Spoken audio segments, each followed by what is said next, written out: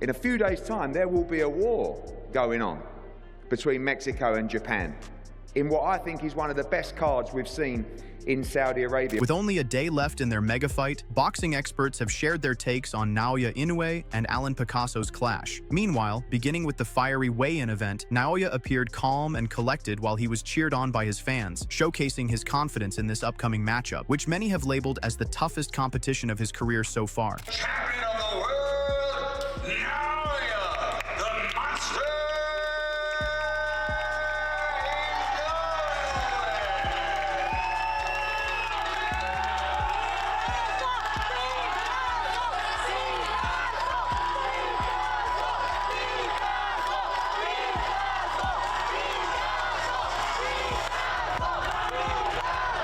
On the other hand, Alan also appeared less than reserved and made quite an impression on the opposition, who were mostly there in support of the reigning undisputed champion.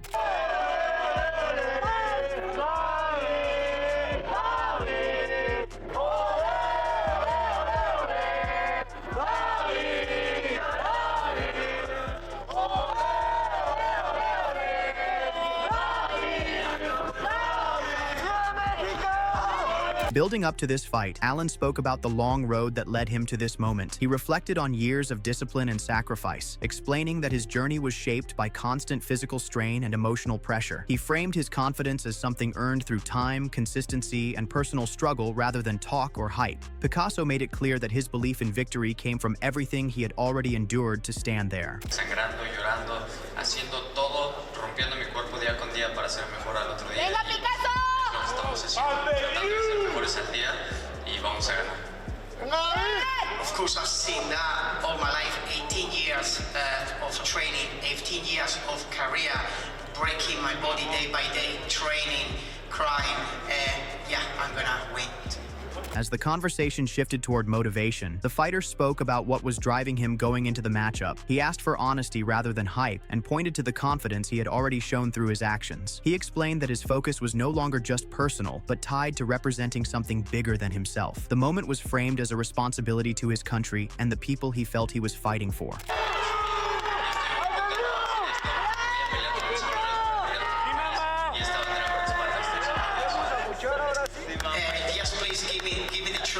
Give me all the confidence that you show me already, and therefore I'm gonna fight for my country, for my people tomorrow.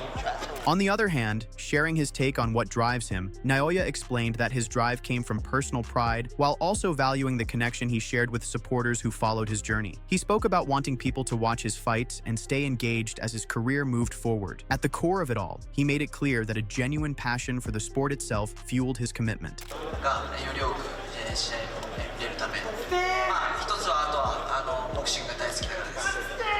I fight for myself, of course, and also I want my fans and supporters to see as many matches I have as many matches as possible, and also because I love boxing.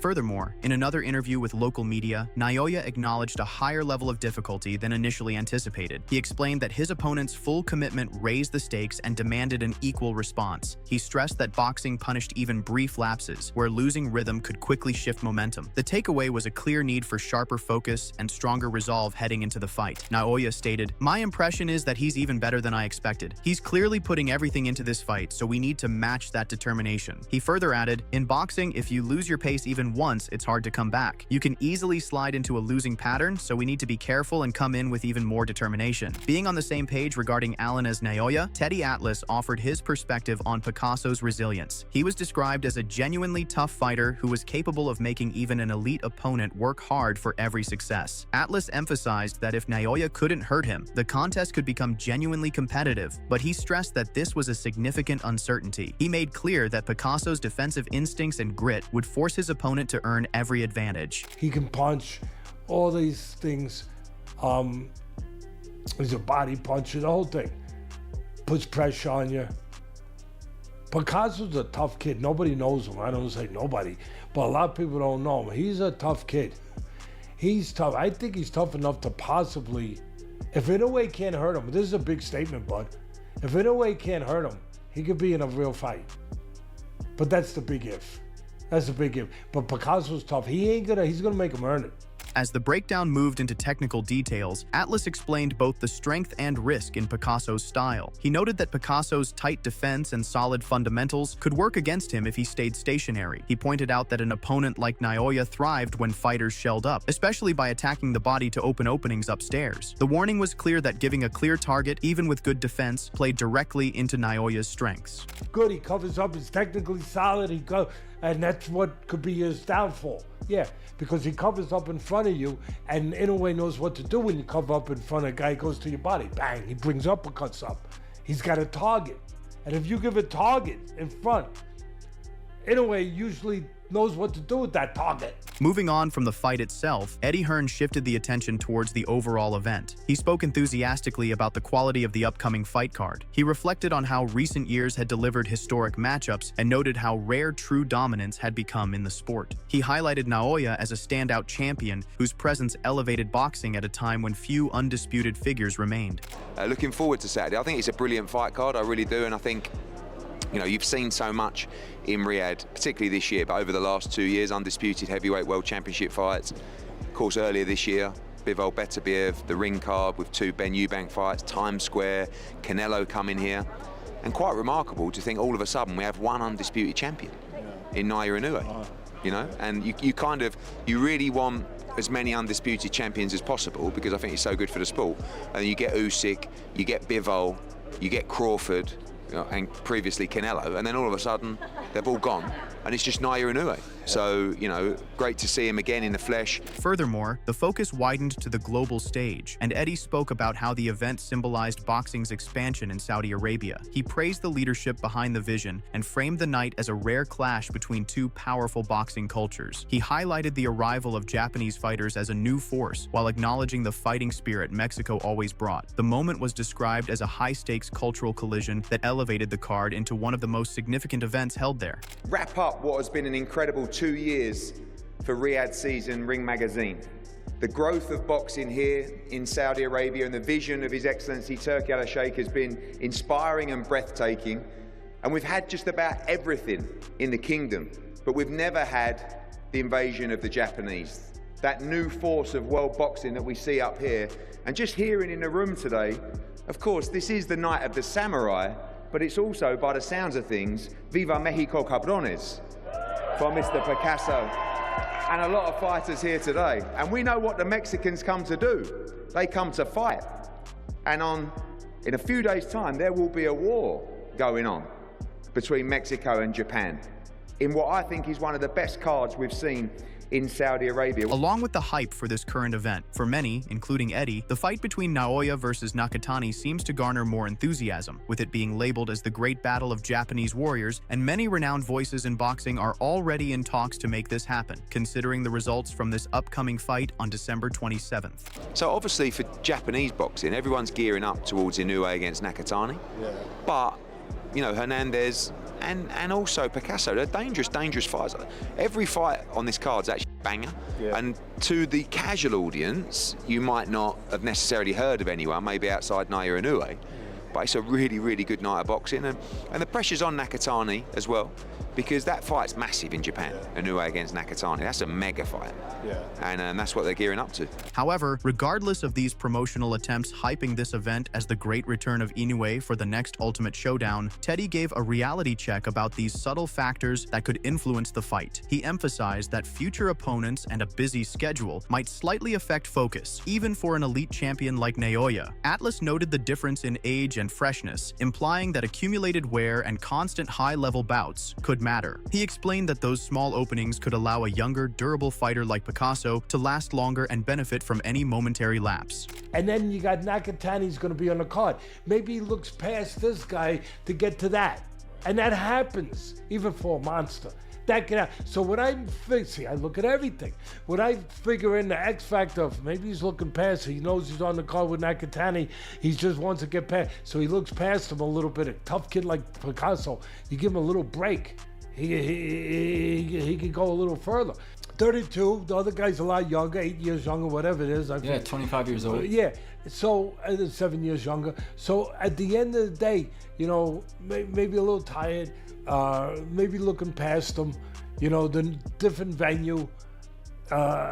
That's it. I'm saying that Picasso, there's a few things that favor him that way. However, Eddie turned to recent performances and pushed back on the idea that Naoya had reached a limit. He suggested that lapses came more from motivation and focus than physical ceilings, noting that true danger tended to sharpen preparation. He explained that circumstances around certain fights could affect sharpness, even for elite champions like Inoue. Despite acknowledging Picasso's power, he made it clear he still expected a stoppage from Inoue, framing it as an entertaining fight. And to see almost like a ceiling when it comes to jumping weight classes. No, I think that probably sometimes you can lose a little bit of focus and just maybe not be as motivated by the opponent.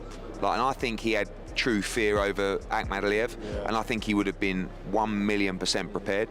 Maybe, when he fought against Cardenas, he came over, he's fighting in America, I don't know, Neary. You never know what happens behind the scenes, but look, you can get dropped by punches, and Picasso can punch as well. So, I believe he'll stop Picasso, but I think it'll be a fun fight while it lasts. Similar to Eddie, Max Kellerman also emphasized how though Picasso is an excellent fighter with tremendous support behind him throughout the last couple of months, Naoya is in a league of his own, and a single move in the fight can allow him to dominate over his opponent, which not only be a tremendous feat for him, but will also prove to be one of the best title defenses in the division. A really good fighter. He's crafty. He trains with Joel Diaz and Indio, and it would not surprise me at all, but Inoue is the best. You have to always pick Inoue.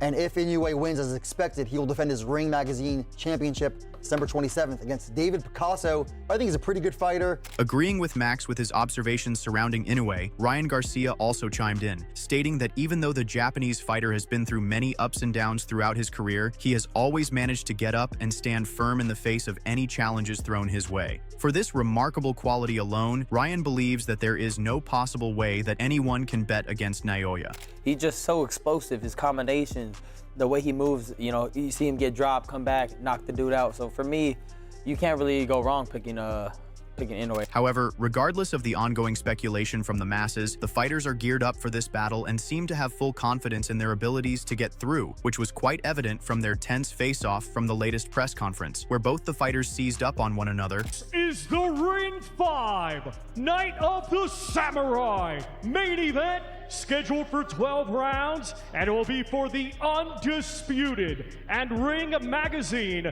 Super Bantamweight Championships of the world. The challenger, Alain David Eldade Picasso, versus the defending undisputed world champion, Naoya, the Monster Inoue! Sharing his views following this close-up look with his opponent, Naoya stated how important the fight was for his future. He explained that both the result and his performance could shape how his career was viewed at the highest level. He framed the bout as an opportunity to strengthen his standing among the sport's elite. Inoue made it clear that he intended to give everything, knowing that the moment carried long-term significance. パウンドパウンド1位というものを返り咲くという、気持ちで、挑んでいきたいなと思ってます。This bout is going to be escalating my future career, and also how I fight this bout could lead to my position to pound for pound #1.